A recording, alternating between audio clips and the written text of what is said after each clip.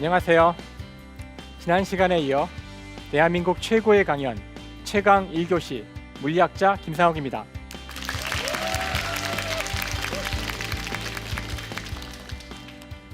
지난 시간 좀 힘드셨죠?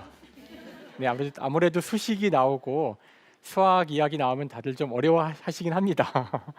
오늘 또 이제 물리 이야기가 좀 이어질 텐데 일단 오늘은 아마 지난번보다는 좀 쉽지 않을까 생각을 해보는데 모르겠어요. 이제 좀 보죠. 오늘 제가 여러분한테 드릴 말씀은 전기 넌 어느 별에서 왔니?가 되겠습니다. 훨씬 더 좀 부드럽지 않은가요?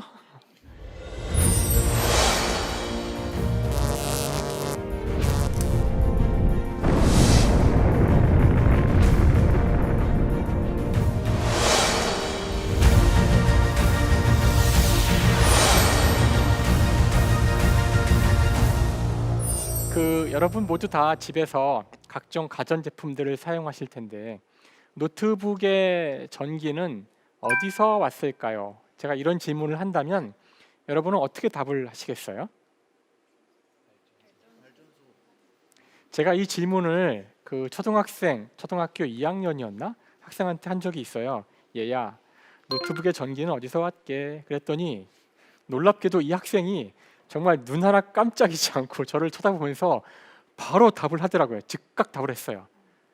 벽에서 왔어요. 아, 얘 천재구나. 벽에서 왔죠. 여러분이 가만히 보시면 지금 여기도 마찬가지지만 전자 제품들의 코드를 잘 따라가 보면 대부분 다 벽에 꽂혀 있잖아요. 네, 전기는 벽에서 왔습니다. 이런 똑똑한 아이를 보고 그냥 지나갈 수는 없으니까 제가 좀 더 괴롭히죠. 그래? 그럼 벽 안에 뭐가 있을까? 벽 안에 요정이 있나? 벽 안에 발전기가 있나? 그럼 애가 깜짝 놀래요. 그러니까 더 이상 생각해보지 않은 거죠. 그러니까 벽에서 왔다는 것만 알지. 자, 이 아이가 정말 대성할 아이라면은 이 순간 벽을 부셔봐야 됩니다. 네, 사실은 지금 웃으셨지만 이걸 정말 자기 두 손으로 부셔서 확인해야겠다는 마음이 드는 아이들이 훌륭한 과학자가 된 기본 자질이 있는 아이들이에요. 그러니까 설사 이럴 때 벽을 부시더라도 이 아이를 너무 혼내지 마시고요. 잘 타일러서 다음번엔 부시지 않지만 일단은 이건 잘했다 말씀해 주셔야 돼요. 자, 벽을 부셔 보면 별거 없어요. 벽을 부시면 전선이 계속 이렇게 이어지는 걸 볼 수가 있죠. 벽을 계속 부시면서 따라가면 될 텐데 이제 엄마의 얼굴이 떠오르겠죠. 이거 안 되죠. 이제 벽 부시기를 그만두고 이제 이 전선이 어디로 갈까 생각을 해보면 전선은 집 밖으로 나갑니다. 우리 모두 알고 있지만 집 앞에 변압기라는 것이 있고요, 전봇대가 있고 그쪽으로 전선이 연결이 되어 있죠. 아, 우리 집의 전기는, 노트북의 전기는 저 변압기에서 왔구나. 근데 어라라, 여기서 끝나는 게 아니잖아요. 변압기에 보면 또 전선이 계속 연결돼 있어요. 여기서 정말 훌륭한 과학자가 될 아이라면 저 전선은 어디로 가는 걸까? 이제 이런 질문을 하게 돼요. 하지만 이 전선을 따라갔다가는 이제 가출이 됩니다. 상당히 멀리 가야지만 끝나거든요. 전선을 끝까지 따라가 보면 대부분 여기서 끝나는데 이게 이제 산 넘고 물 건너 가야 돼요. 그렇죠? 송전선을 따라서 산을 막 넘고 한참을 가야 돼요. 가면은 발전소라는 곳에 가서 끝납니다. 발전소에는 여러 가지 형태가 있지만 여러분이 보시는 이 사진의 발전소는 화력 발전소입니다. 미세먼지의 주범 중에 하나지요. 그래서 일부러 이렇게 좀 음울한 그 사진을 골랐는데, 자, 발전소에서는 어떻게 전기를 만들까요? 뭔가 아주 신비로운 일이 벌어질 거라고 생각하실 수가 있겠지만 그렇지 않아요. 발전소에서 일어나는 일은 놀랍게도 아주 단순한 전자기 유도 현상이라는 그런 간단한 일이 벌어지고 있어요. 자, 이 장치는 패러데이라는 사람이 처음 알아낸 전자기 유도 현상을 발견할 때 썼던 장치입니다. 손으로 그린 그림이잖아요. 상당히 복잡한 그림 같지만 제가 이 그림에서 벌어지는 일을 아주 간단히 정리할 수가 있어요. 여러분에게는 첫 번째 자석이 필요합니다. 두 번째로 전기가 흐를 전선이 필요합니다. 이게 다예요. 예를 들어 여기 자석이 있다고 해볼게요. 다음에 저한테 여기 전선이 있습니다. 이렇게 제가 이 전선을 가지고 자석 근처에서 이렇게 흔들어주면 이렇게 막 거리를 바꾸면 되는데 흔들어주면 전기가 만들어져요. 또는 전선이 멈춰 있을 때 이번엔 자석으로 이렇게 흔들어줘도 전기가 만들어져요. 이게 전부 다입니다. 어려운 말로 하면 자기장에 시간 변화가 있으면 전기가 만들어집니다.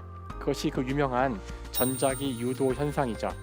현재 인류가 전기를 만들어내는 방법입니다.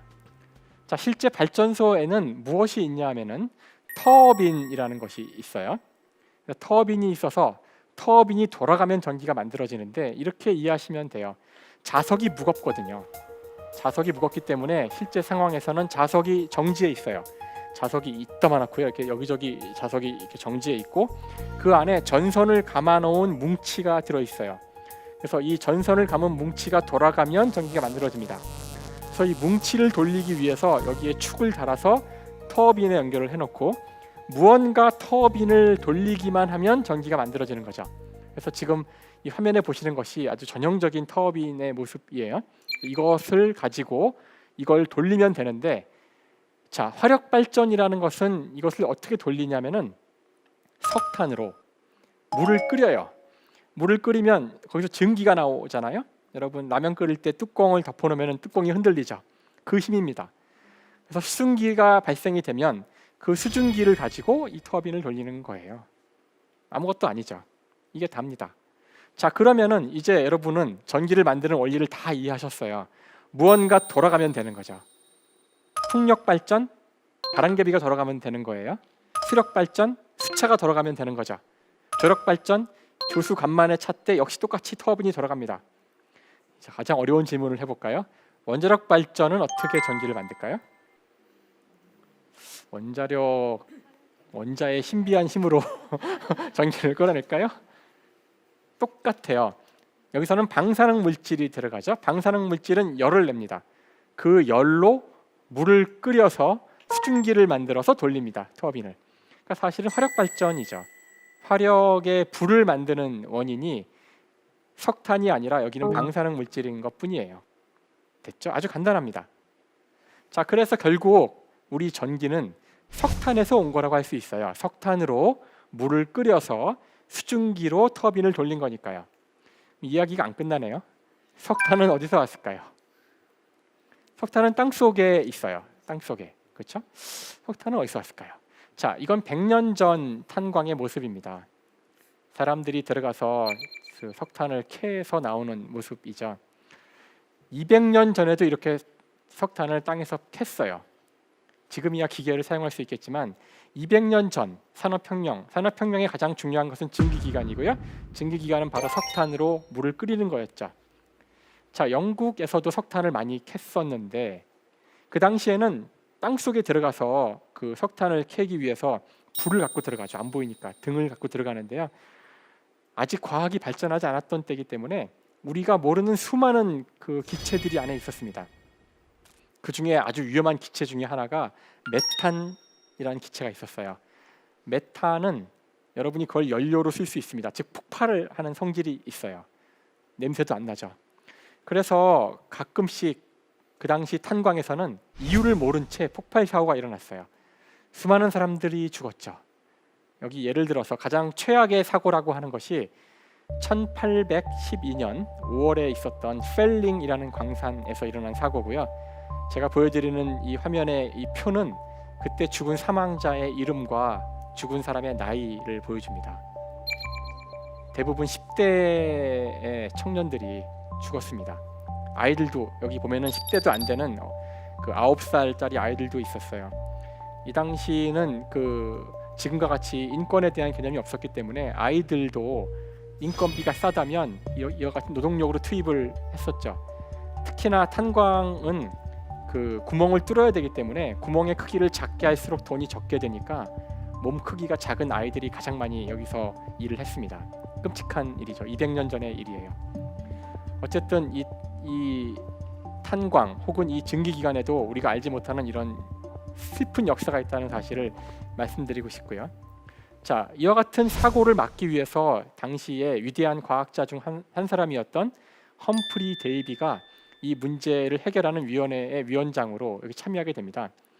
그리고서는 광부들한테 이야기를 듣죠. 생존자들한테 말도 안 되는 이야기들을 해요. 뭐 푸른색 악마의 불꽃이 나타나더니 뭐 폭발했다는 등 이런 얘기를 합니다. 보통 같으면 그냥 무시를 했을 것 같지만 이 사람은 과학자고요. 과학의 첫 번째는 의심하는 겁니다. 그래서 그 이야기를 듣고 고민한 끝에 데이비라는 사람이 최초로 메탄 가스의 존재를 밝혀내고요. 일단 원인을 알았으니까 메탄이 있어도 폭발하지 않게 하는 등이 있으면 된다는 사실을 알게 돼요. 그래서 데이비가 만든 안전등입니다. 굉장히 단순한 구조인데요. 그냥 철망으로 불을 감싸면 돼요. 자, 철망이기 때문에 구멍이 뚫려 있죠. 그 구멍으로 빛이 나오니까 등 역할을 할 수 있고요. 철망이 하는 역할은 열기를 안에 가두는 겁니다. 그래서 열이 충분한 부피에 메탄과 접하지 않으면 폭발하지 않거든요. 그래서 폭발하지 않는 임계치 이하의 부피를 감싸는 그런 구조로 만들어진 겁니다. 놀랍게도 이 등이 만들어진 이후에는 폭발 사고가 한 건도 일어나지 않아요. 지금도 탄광의 사고는 대부분 붕괴 사고지 폭발 사고가 아닙니다. 자, 이와 같이 과학자들이 당시 영국의 오늘날 힘, 영국이 한때 세계를 지배했던 힘은 이와 같은 과학의 힘이었던 것이죠. 또 재미있는 것은 이 데이비란 사람의 조수가 바로 저희가 제일 처음에 아까 이야기했던 과학자 패러데이였어요. 패러데이가 이 데이비의 조수로 들어가서 수많은 실험을 하다가 오늘날 전기 문명의 핵심인 전자기 유도 현상을 발견하게 됩니다. 석탄, 결국 전기는 석탄에서 온 거예요. 석탄은 땅 속에 있습니다. 왜 석탄이 땅 속에 있을까요? 이런 질문 해보신 적 있으신가요?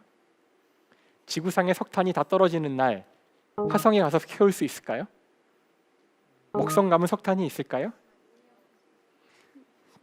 자, 지구상에 석탄이 어떻게 존재하는가? 이것은 놀랍게도 지금으로부터 3억 년 전의 지구로 거슬러 가야 답이 있습니다.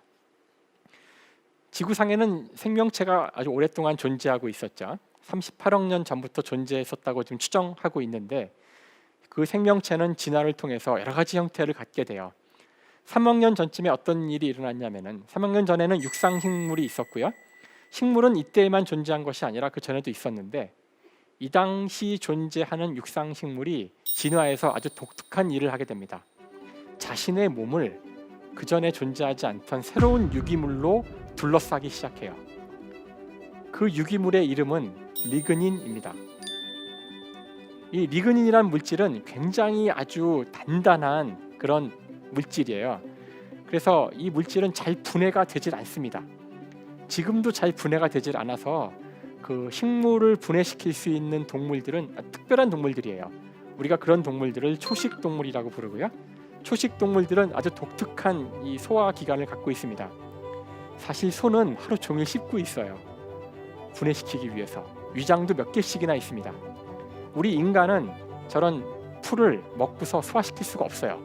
여러분이 나가서 그 들판에 있는 파란 풀을 뜯어서 드시면 소화가 안 됩니다. 하지만 초식동물은 가능하죠. 지금 사실 저 초식동물의 저 소화를 위해서 수많은 박테리아들과 곤충들이 먼저 1차로 다 분해를 시켜줍니다. 하지만 3억 년 전 리그닌이 처음 세상에 나타났을 때, 식물이 처음으로 자기 몸을 리그닌으로 감싸기 시작했을 때 저 리그닌을 분해시킬 수 있는 생명체는 하나도 없었죠. 그래서 식물은 죽어도 썩지 않았습니다. 썩지 않고 차곡차곡 쌓였던 것이죠. 바로 그 식물의 시체들이 오늘날 우리가 석탄이라고 부르는 것이고요. 그래서 이와 같이 식물이 죽어도 썩지 않고 쌓인 시기를 지질학적으로 석탄기, 고생대 석탄기라고 부릅니다. 이런 일은 다시는 일어나지 않아요. 이제는 이미 식물이 죽으면 다 분해가 됩니다. 왜냐하면 이 자연계에서 공짜 먹이가 있는데 그 먹이를 놔두는 일은 벌어지지 않아요.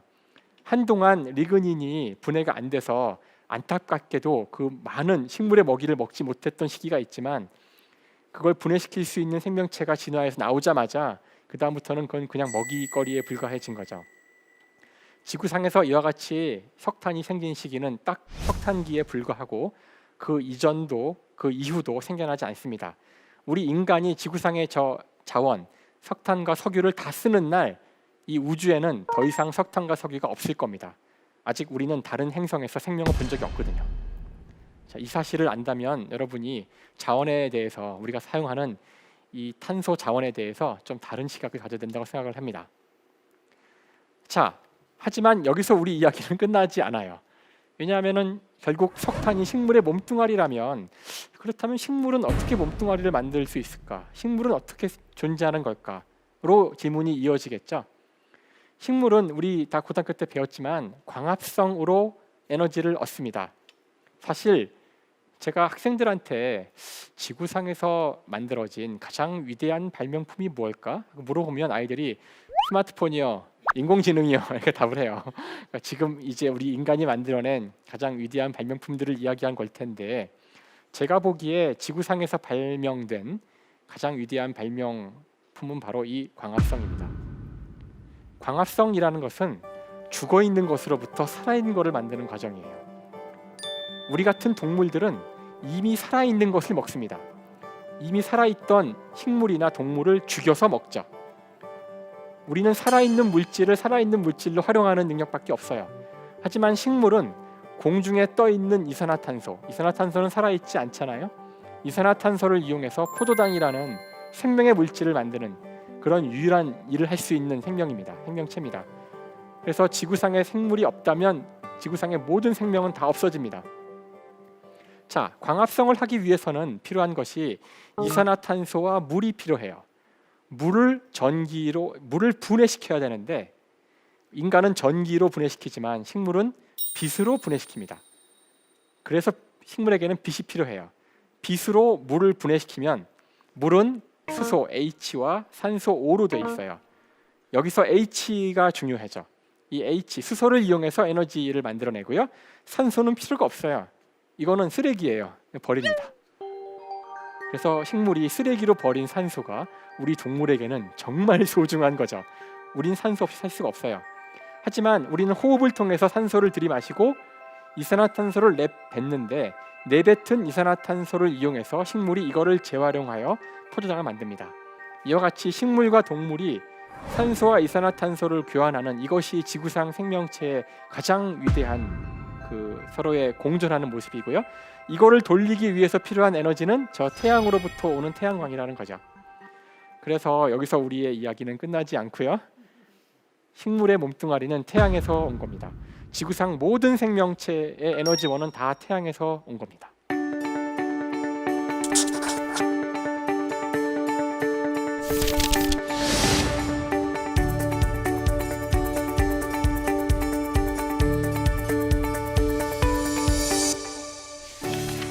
그러면 태양은 어떻게 빛을 낼까요? 이게 우리 다음 질문이 되겠죠. 한때의 과학자들은 100년 전만 해도 당대의 가장 위대한 과학자는 태양이 거대한 석탄인 줄 알았어요. 여러분이 웃을 수도 있지만 그 당시 생각할 수 있는 최고로 효율적인 에너지원인 거죠. 그렇죠? 아니면 거대한 석유 덩어리일 수도 있죠. 이런 식으로 하면 태양의 나이가 기껏해야 1억 년을 넘기가 쉽진 않아요. 석탄이 이만할 때 다 타는데 걸리는 시간 같은 거 계산할 수 있거든요. 이런 거 하는 사람들이 물리학자예요. 그러면 그 시간을 가지고 아무리 생각해봐도 지구의 역사를 우리가 알고 있는데 지구의 역사는 수십억 년이거든요. 뭐가 앞뒤가 안 맞죠. 그래서 한때 물리학자들은 진화론을 거부한 적이 있었어요. 최고의 물리학자들이 시간이 안 맞기 때문에. 근데 그거는 그 당시 물리학자들이 태양의 에너지원을 잘못 오해해서 그런 겁니다. 태양이 어떻게 불타는지는 20세기에 와서야 이해하게 됩니다. 태양은 놀랍게도 수소 핵융합 반응이라는 걸 통해서 빛을 내고 있어요. 수소라는 원자가 있는데 아까 저희가 수소 이야기했었죠? 수소는 우주에 가장 많은 원자입니다. 수소 2개를 이렇게 하나로, 사실 4개지만 간단히 얘기할게요. 수소 2개를 이렇게 서로 가까이 가져가서 짜부라뜨리면 2개가 하나로 결합하면서 헬륨이라는 새로운 원자가 됩니다. 이 과정에서 에너지가 남게 되는데 그 에너지를 이용해서 태양이 빛을 내는 거예요. 정말 괴상망측한 방식이죠. 20세기가 되기 전까지는 인간이 상상도 못한 방식으로 태양이 빛을 내고 있었던 거예요. 우리가 이것을 핵융합 반응이라 그러는데 아마 여러분이 핵 분열 반응에 대해서는 들어보셨을 거예요. 핵 분열 반응은 원자력 발전소가 에너지를 얻는 방식이죠. 이것을 이해하기 위해서는 저희가 이 주기율표를 봐야 됩니다. 우주에 존재하는 모든 원자들이 나와 있는 것인데요. 이 가운데 원자 번호 26번인 철이 있습니다. 여기 있는 모든 원자들은 다 이 원자 핵이 방사능적으로 안정하지 않아요. 일반적으로 안정하지 않아서 방사능 변환을 할 수가 있는데요. 26번 이 철이 가장 안정한 원자입니다. 그래서 26번보다 더 번호가 큰 거는 더 큰 녀석들인데 그것들은 자기 몸뚱아리를 줄여서 철이 되기를 원하고요. 철보다 더 가벼운 것들은 더 붙어서 몸무게를 불려서 철이 되려고 합니다. 그래서 이 주기율표에서 보면은 가장 번호가 큰 것이 아니라 자연 상태에 가장 존재하는 번호가 큰 것은 92번이에요. 92번 이후의 것들은 인간이 인공 합성한 겁니다. 92번 원자 번호를 갖는 원자는 우라늄입니다. 우라늄. 그 우라늄은 몸뚱아리가 크기 때문에 몸뚱아리를 빨리 줄이고 싶은데 마음이 급하다 보니 자기 몸을 반으로 잘라요. 그것을 핵분열이라고 하죠. 그때 에너지가 막대하게 나옵니다. 그 에너지를 이용하는 것이 원자력 발전이고 그 에너지를 이용해서 폭탄을 만들 수도 있어요. 그 폭탄이 일본에 떨어진 히로시마와 나가사키에 떨어진 원자 폭탄입니다. 자, 반대, 즉 가볍기 때문에 합쳐져서 에너지를 만들고자 하는 것은 수소 같은 거죠. 가장 가벼운 수소. 그래서 수소가 합쳐져서 에너지를 만드는 그 과정이 태양이 빛을 내는 과정인 거죠. 우리가 그것을 핵융합이라고 부르고요. 아직 그 핵융합을 이용해서는 인간이 전기를 만들지 못합니다. 지금 거기에 전 세계적인 과학자들의 노력이 집중되고 있고요. 핵융합 발전이라고 하죠.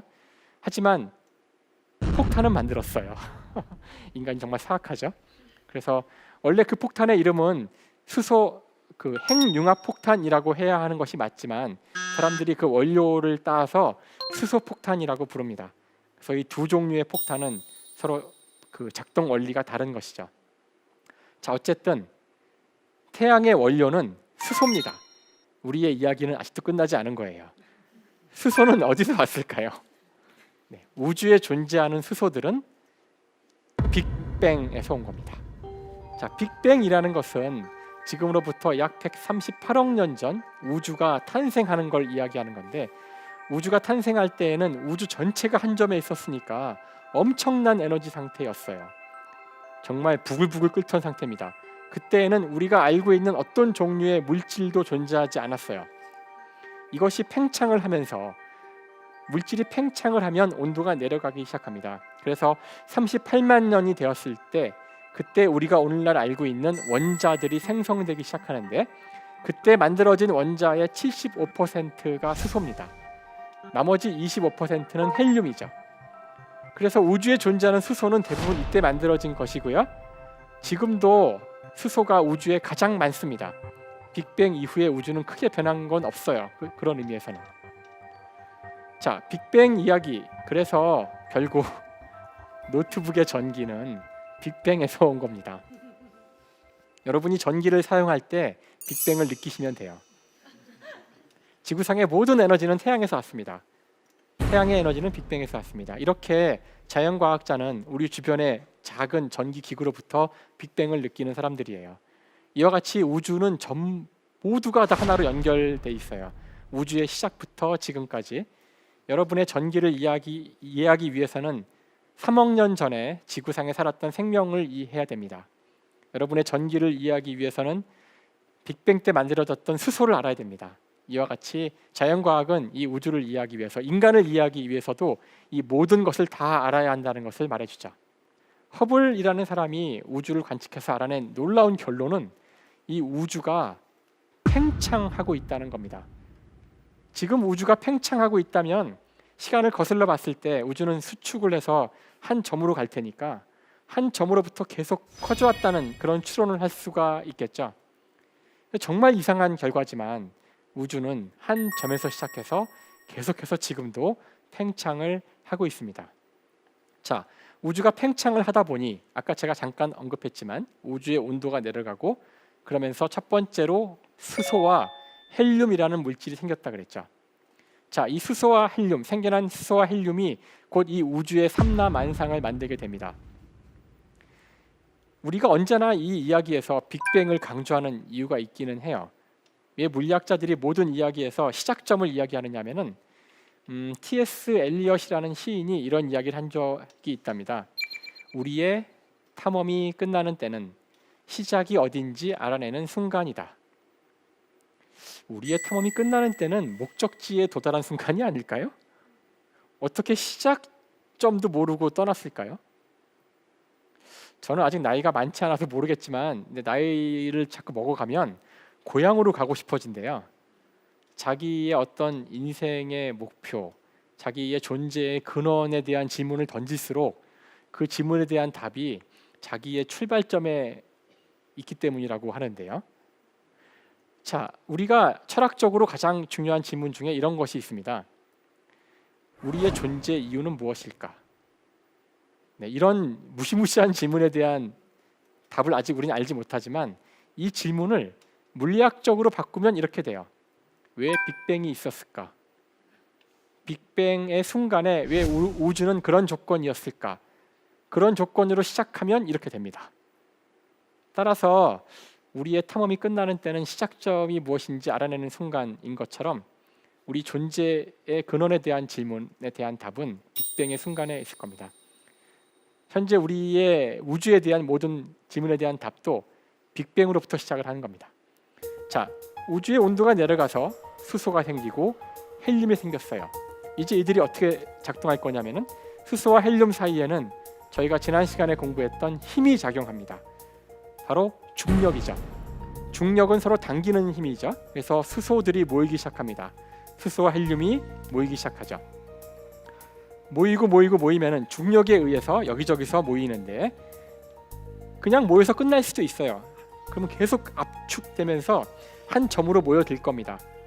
하지만 제가 아까 핵융합 이야기를 했죠. 모여든 수소는 서로 합쳐지면서 그냥 합쳐지는 것이 아니라 밖으로 에너지를 내놔요.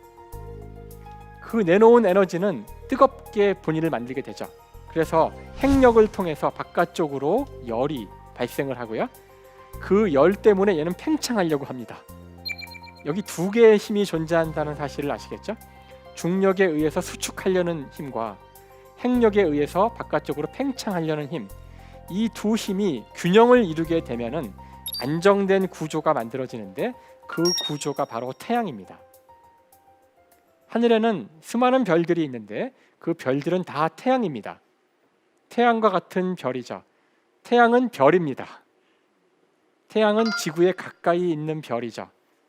하늘에 있는 수많은 별들은 다 똑같은 원리로 빅뱅 때 만들어진 수소들이 융합해서 핵력과 중력이 평형을 이룬 상태에서 빛을 내고 있는 것들이 별인 겁니다. 이 별이 그 별 주위를 도는 지구와 같은 행성에게는 가장 소중한 에너지원이고 그 에너지를 이용해서 우리 같은 생명체들이 존재하고 있는 거죠. 경이롭고 아름다운 이야기예요. 사실은 이 모든 이야기의 출발점은 빅뱅입니다.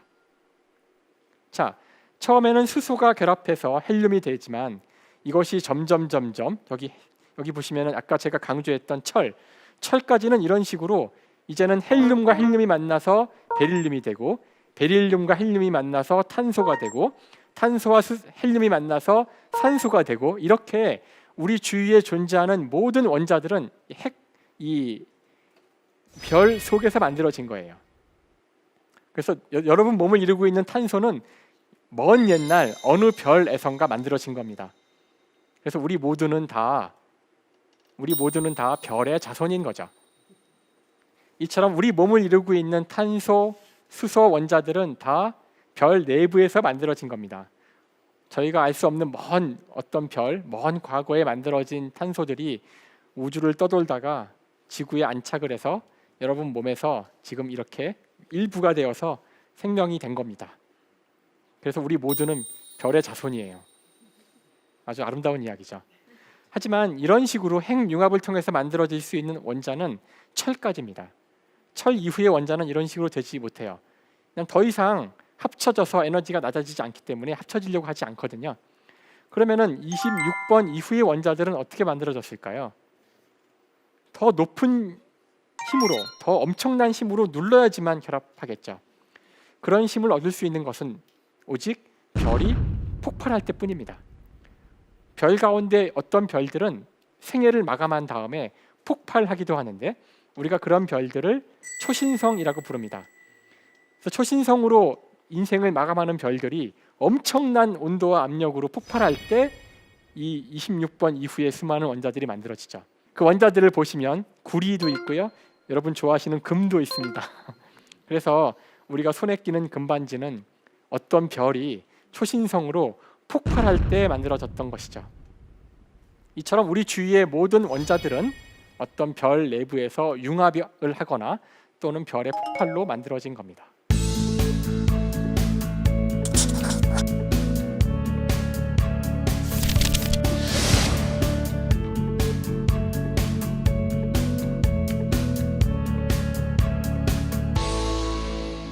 자, 이렇게 만들어진 원자, 이 원자들은 아까 제가 표 하나에 다 정리를 했는데 사실 이 세상 모든 것들은 다 원자로 돼 있어요.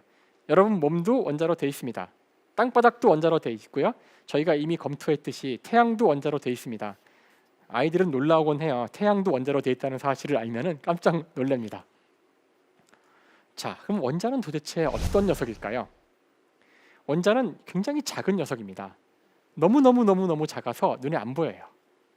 얼마나 원자가 작은지를 물어보면은 교과서에 이런 답이 쓰여 있습니다. 10억 분의 1m. 도움이 되세요? 이걸 더 어렵게 만드는 방법은 10의 마이너스 10승 미터라고 그래요. 예, 머리가 띵하죠. 동전이 여기 화면에 보이실 텐데요. 동전도 원자로 돼 있습니다. 당연히 원자로 돼 있어요. 뿐만 아니라 이 지구도 원자로 돼 있죠. 여기 지구를 보시면 이 사진에서는 지금 남미가 보이고 있어요. 브라질이 보이고 있는데요. 여러분이 지구를 이렇게 보려면 상당히 높이 올라가야 됩니다. 비행기 타선 이렇게 안 보여요. 인공위성을 타고 높이 올라가서 이렇게 남미, 브라질을 보고 있는데 한국 관광객이 브라질을 여행하다가 땅바닥에 실수로 동전을 떨어뜨렸습니다. 자, 여러분이 지금 이 인공위성에서 땅바닥에 떨어진 동전을 보려고 그래요. 맨눈으로. 저게 보일까요? 만약 그게 보이신다면 여러분 바로 나사에 취업하실 수 있어요. 눈이 망원경이라고 하시면 돼요. 그렇죠? 아마 좋아하지 않을 것 같은데 아마 병원에 가보라고 하겠죠? 자, 이 거리에서 브라질에 있는 동전이 보이시는 분은 맨눈으로, 저 동전에서 맨눈으로 원자가 보입니다. 느낌이 오시나요? 원자의 반지름과 동전의 반지름의 비가 한 1억 대 1쯤 돼요. 그 비는 동전의 반지름과 지구의 반지름과 비슷해요. 비가. 자, 왜 원자가 안 보이는지 아시겠죠? 그래서 우리 모두 원자로 되어 있지만 단지 너무 작아서 안 보이기 때문에 느끼지 못하는 것뿐입니다. 자, 세상 만물이 원자로 되어 있다는 것이 어떤 의미를 갖느냐? 좀 거칠게 이야기해서 세상 모든 것은 원자라는 레고 블럭의 조립체라는 뜻이에요. 즉 원자를 어떻게 조립을 하면은 뭐 저 같은 인간이 만들어지기도 하고요. 어떻게 조립을 하면은 바퀴벌레가 만들어지기도 하고요. 어떻게 조립을 하면은 스마트폰이 만들어지기도 하는 거죠. 아마 여러분이 저기서 이 지금 화면에서 저와 바퀴벌레를 보면서 웃으신 것 같은데요. 사실 카프카의 변신이라는 소설을 보면 아침에 눈을 뜬 주인공이 자신이 한 마리의 벌레가 됐다는 이야기가 나오죠. 물리학자의 눈으로 볼 때 하나도 놀라운 일이 아니에요. 인간과 벌레는 원자 수준으로 가면은 거의 같습니다. 지구상 생명체는 다 네 종류의 원자가 99%를 이루고 있어요. CHON이죠. 네 종류의 원자가 대부분을 이루고 있기 때문에 원자의 조성 비율이 거의 같아요. 그래서 제 몸을 원자 단위로 분해하면은 아주 손쉽게 벌레 만들 수가 있어요. 물론 저하고 핸드폰은 좀 다른 원자들이 있기 때문에 쉽진 않아요. 좀 궤변이지만 어쨌든 지금 보신 것처럼 이 세상 모든 것은 원자들로 되어 있다는 것이 우리에게 어떤 의미를 갖는지. 자, 그러면 제가 이런 질문을 해볼까요? 우리 주위에는 눈에 보이지 않지만 산소가 있습니다. 공기의 일부죠. 산소는 살아있나요? 죽어있나요?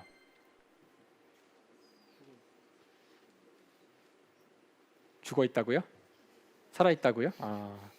어려운 질문인가요? 죽어 있죠. 얘가 살아 있다고요? 하지만 여러분이 숨을 들이마시면 산소가 몸으로 들어올 텐데 몸으로 들어온 산소가 몸 안을 다니다가 여러분 몸의 어딘가 단백질의 일부가 되거나 그러면 이제 이 산소는 살아있나요? 죽어있나요? 이젠 살아있게 되나요? 그냥 원자잖아요. 자, 세상 만물이 원자로 되어 있다는 것이 우리에게 주는 함의가 뭘까?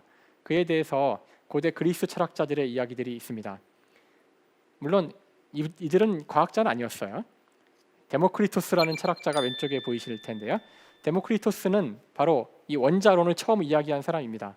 이 사람은 순전히 사변으로만 생각으로만 한 거기 때문에 이거는 과학은 아니에요. 저희들은 오늘날 원자에 대한 증거를 갖고 있습니다. 어쨌든 데모크리토스는 이렇게 우주를 설명했죠. 이 우주는 텅 빈 공간에 원자라는 것들이 떠 있는데 원자는 영원 불멸합니다. 쪼개어지지도 않고 부분이 없는 것이에요. 이것들이 끊임없이 움직일 뿐입니다. 움직이면서 서로 만나면 붙기도 하죠. 떨어지기도 하고요. 이것이 이 우주의 모습이에요. 자, 그런데 이것들이 어떻게 붙었을 때 우리 인간이 그 붙어있는 모습을 보고 이렇게 이야기하죠. 안녕하세요 선배님. 이게 뭐죠? 자, 이렇게 붙어있는 이 모습, 어떤 그 물체인데 이 물체가 어떻게 행동을 하면 기분 나빠, 화가 나네, 이렇게 이야기를 한다는 거예요. 하지만 이건 인간의 이야기일 뿐 이것들은 그냥 다 원자들의 운동에 불과하다는 겁니다. 무서운 얘기죠. 자, 이 이야기를 듣고서 에피쿠로스라는 철학자인데요. 이분이 이것이 인간에게 의미하는 게 뭘까 하고 의미를 찾아봅니다. 사실 데모크리토스의 철학이 맞다면 그냥 원자들은 끊임없이 아무 의도나 목적 없이 의미 없이 움직이는 것일 뿐 여기에 의미를 부여하는 건 인간이라는 거예요. 그렇죠?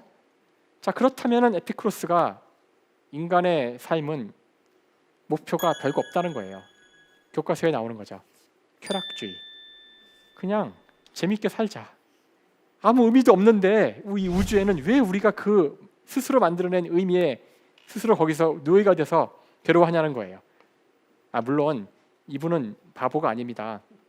우리 모두가 쾌락을 추구하는 순간 이 사회가 붕괴할 겁니다. 그러니까 쾌락에도 종류가 있는 거죠.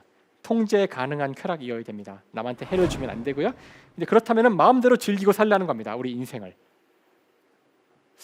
놀라운 일이지만 물론 이들은 과학자는 아니었고요. 원자를 본 적도 없죠. 하지만 실제 원자는 존재했고요. 오늘날 과학자들도 똑같은 생각을 해보는데 결론은 비슷하다는 거예요. 자, 그런데 의미 없는, 의도 없는, 목적 없는 세상이라는 것이 우리 인간에게 가능할까요? 과연 의미란 과연 무엇일까요? 원자론은 우리에게 이렇게 무시무시한 질문을 던집니다. 자, 이에 대해서 재미있는 제가 비유를 하나 들 텐데요. 유발 하라리라는 사람이 쓴 유명한 책이 있죠. 사피엔스라는 책이 있습니다. 이 책에서 인간이 가지고 있는 중요한 특성을 하나 이야기하죠. 물론 인간은 다른 동물과 다른 여러 가지 특성이 있어요. 그 가운데 존재하지도 않는 상상을 믿는 능력, 이렇게 어려운 말을 이 하라리는 되게 강조해서 이야기합니다. 이게 무슨 말일까요? 자, 여기 여러분이 원숭이가 한 마리 앉아 있다고 상상을 해보세요. 원숭이가 지금 바나나를 먹으려고 꺼내서 껍질을 까고 있는데 제가 가서 그 바나나를 뺐습니다. 제가 먹어요. 배고프거든요. 물론 그냥 오면 안 될 테니까 원숭이에게는 저의 돈 10,000원을 이렇게 주고 옵니다. 이렇게 주고 와요. 자, 그럼 원숭이가 저에게 감사의 인사를 할까요? 이걸 집어 던지고 저한테 와서 바나나 달라고 막 물어뜯을지도 몰라요. 가보죠. 이거를 가지고 상점에 가면 적어도 바나나를 한 20개는 살 수 있지 않을까요? 이거를 그냥 종이 조각이라고 생각을 한 거예요. 자, 근데 여러분 생각 잘 해보세요. 우리가 바보 멍청이에요. 이건 종이 조각입니다. 이거 종이 조각이에요. 종이 조각이 여기에 존재하지도 않는 이것이 20개의 바나나와 같은 가치가 있다는 그런 상상을 우리들 모두가 믿는 능력이 있기 때문에 이것은 가치를 갖는 거고 이걸 믿기 때문에 우리 경제가 돌아가는 거고요. 우리 사회가 유지가 되는 거죠.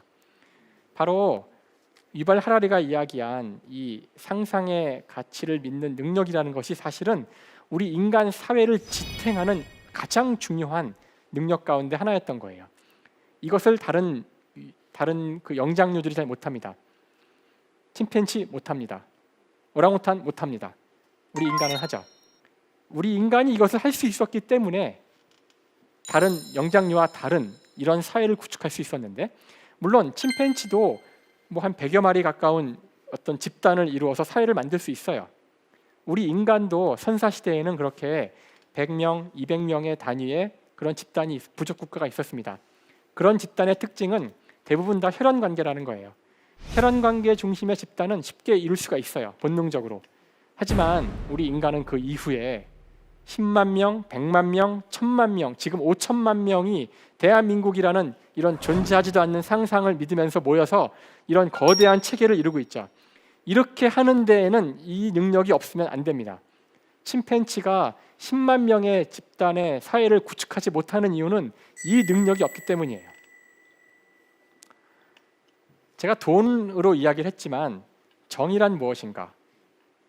정의, 행복, 사랑, 민주주의, 대한민국 이런 것 전부 다 따지고 보면 상상의 산물입니다. 실제로 존재하는 게 아니에요. 이것들의 물질이 무엇인지 찾을 수 없습니다. 이것들을 수학적으로 증명할 수도 없어요. 여러분이 정의란 무엇인가라는 책을 읽어보셨다면 이 책을 덮는 순간 아 그래 정의란 이거구나 한 줄로 쓰실 수 있나요?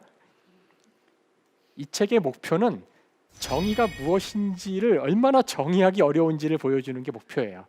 얼마나 미묘하고 복잡한 상황들이 있는지를 보여줍니다. 여러분이 행복이란 무엇인가라는 책을 읽으시면서 나는 이 책을 읽고 나면 행복이 뭔지를 알게 될 거야 라고 생각하신다면 택도 없는 이야기입니다. 사랑에 대한 이야기, 무엇은 무엇인가, 이런 인생이란 무엇인가, 이런 모든 무엇인가 시리즈 책들은 우리에게 답을 주기 위한 책들이 아니지요. 왜냐하면 이것들 모두가 존재하지 않아서 그래요. 이건 인간이 만든 상상의 산물인데 이것들을 인간이 만든 이유는 자명합니다. 더 잘 살기 위해 만든 거예요.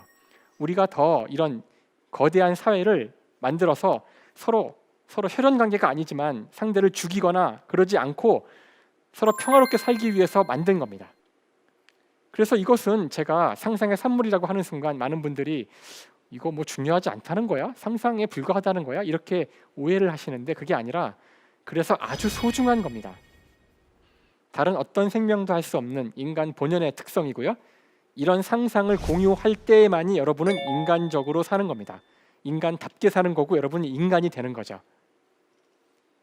그래서 제가 의미란 무엇인가 이런 이야기를 했지만 현대 과학이 알아낸 이 우주에는 우리 인간이 알고 있는 그런 의미는 없는 것 같습니다. 지구는 태양 주위를 돌고 있죠. 태양 주위를 걸리는데 걸리는 시간은 그 자신의 자전 주기의 365배에 해당합니다. 이건 다 우연인데, 자 여러분은 이 사실을 들었을 때 기분이 나쁘신가요? 아니 왜 지구가 돌지? 왜 하필이면 타원 궤도야? 아 기분 나빠. 이건 정의롭지 않아. 이게 말이 되나요? 여러분 웃으셨지만 300년 전 사람들은 기분 나쁘다고 생각했고요. 태양이 아니라 지구가 돈다 그러면 그 사람을 불태워 죽였어요. 불경스럽다고요. 우주에는 어떤 가치가 없어요. 그냥 그렇게 수학에 따라 움직입니다. 여러분 수학 공식에 무슨 가치가 있나요? 수학 공식이 정의로운가요?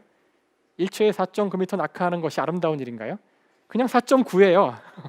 왜 5.1이 아니냐고요? 4.9입니다. 여기에 의미를 부여하는 건 인간이죠. 그 의미의 부여가 필요할 때도 있지만 의미의 부여가 과도할 때는 오히려 그것이 인간을 죽이게 됩니다. 그래서 이 세상은 이와 같이 인간의 의지와 상관없이 인간의 의도와 상관없이 굴러가는 이 우주라는 자연이 있고요. 이 자연을 탐구하는 것이 자연과학입니다. 여기선 인간이 오히려 더 중요하지 않고요. 인간의 생각이나 상식이나 경험이 오히려 방해가 됩니다. 그래서 우리는 수학을 사용하죠. 이 반대는 우주엔 없어요. 아무리 봐도 없어요. 하지만 우리 인간이 만든 거죠. 우리 인간을 위해 만든 겁니다. 인간의 상상의 가치 체계죠. 이 상상의 가치 체계, 인간을 위한 인간 중심의 이 체계를 연구하는 분야를 인문학이라고 합니다. 이 분야에서는 인간이 지고지순의 가치입니다. 왜 그런지 물을 필요가 없어요. 여기 나무와 인간이 있을 때 누구를 죽여야 하냐고 물어보면 한순간의 망설임도 없이 나무를 죽여야 됩니다. 인간이 무조건 중요하니까. 하지만 자연과학자한테 과학적으로 이 둘 중에 누구를 죽이는 것이 합리적인지 물어보면 답하기 쉽지 않아요. 외계인이 지구에 왔어요. 그 질문을 했습니다. 외계인이 보고서 인간을 죽일 것 같아요. 식물의 나무가 더 중요해요. 나무는 산소를 만들어내죠. 무기물을 유기물로 만들죠. 나무를 다 없애는 순간 지구상 생명체 다 없어져요. 하지만 인간은 지구상 동물들 가운데 한 종인데 최고 포식자예요. 상위 포식자죠. 얘 없애도 아무 일도 안 일어나요. 오히려 지구가 좋아질 것 같아요. 제가 자연과학적으로 인간을 죽여야 한다고 주장하는 게 아니에요. 이럴 때 나무를 죽이는 게 인간이라고 얘기하는 겁니다. 여기서 왜 인간을 죽이면 안 되는지를 과학적으로 입증하려고 하면 안 돼요. 입증 못합니다. 이럴 때 인간의 가치를 믿고 사는 것이 인간이에요. 입증할 수 없지만 이와 같이 두 개의 어떻게 보면 모순되는 것 같은 이 두 가지를 모두 다 머릿속에 갖고 살아가는 게 우리 인간이고, 이 두 가지를 다 조화롭게 알 때에만이 지구상에서 한 생명의 종으로서, 또 그 종 가운데 인간이라는 특별한 종으로서 살아가는데 꼭 필요한 자질이라는 것을 말씀드리고 싶습니다.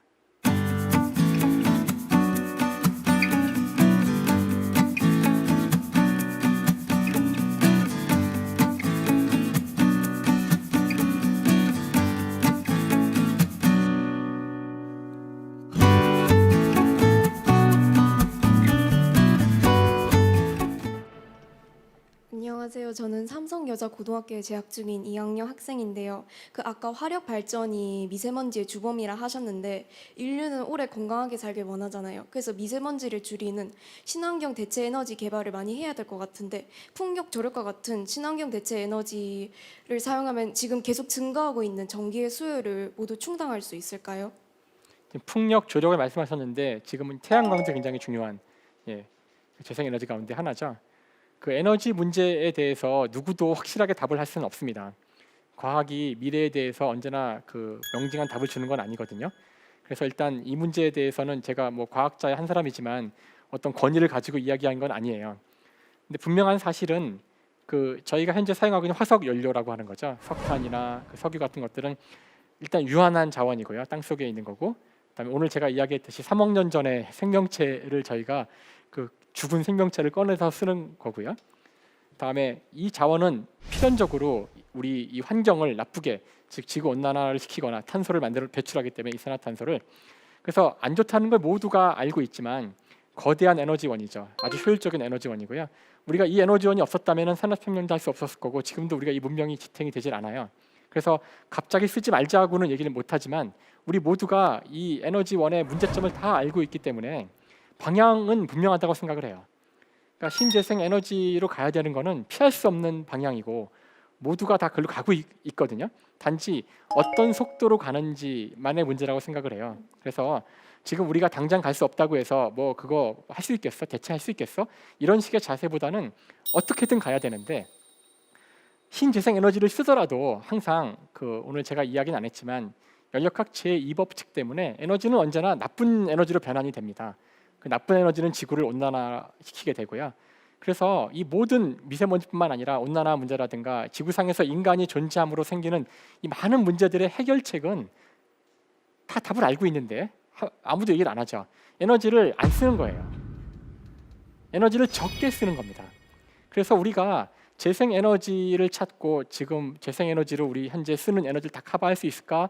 이런 고민보다도 어떻게 하면 에너지를 좀 덜 쓸 수 있을까에 우리의 관심이 모여야 돼요. 만약에 지금 우리가 어떤 특단의 재생에너지를 만들어서 전기가 지금보다 값이 뭐 더 싸지고 그다음에 화석발전소를 또 안 쓸 수 있게 됐다 그러면은 사람들이 야 만세 이제 에어컨을 2개 더 틀자 이럴 수도 있잖아요. 그러니까 문제는 사실 사람들이 더 편리해지기를 원하는 그런 마음을 버리지 않고 에너지를 더 쓰거나 해서 더 좋아지자 이런 마음을 계속 먹는다면 우리가 그 욕심을 새로운 에너지원 개발로는 절대로 만족시키지 못할 거예요. 인간의 욕심은 끝이 없잖아요. 그래서 지금 수많은 사람들이 하는 이야기지만 우리가 에너지 욕심을 줄이는 것만이 이 문제의 근원적인 해결입니다. 그래서 새로운 에너지 개발과 동시에 우리가 해야 될 것은 어떻게 하면 에너지를 좀 덜 쓸 수 있을까? 어떻게 하면 쓰레기를 좀 덜 버릴 수 있을까? 그래서 이 생각과 이것에 대한 우리의 동의가 먼저 선행이 된 이후에 에너지 개발이 이어져야지만 더 큰 비극이 없을 겁니다. 그래서 저는 언제나 이런 질문을 받으면은 꼭 좀 뒤집어서 하는 이야기 같아서 기분 나쁠 수도 있겠지만 사람들이 에너지를 아껴 쓰자. 아껴야 됩니다. 지금 우리 너무 많이 쓰고 있어요. 에너지를 더 아껴 써야 돼요. 그다음에 더 아껴 쓰도록 우리 정부와 기업에도 더 많은 압력을 가해야 됩니다. 그 노력과 함께 새로운 에너지 개발이 병행될 때만이 정말 의미 있는 에너지 문제 해결이 될 수 있다고 생각합니다.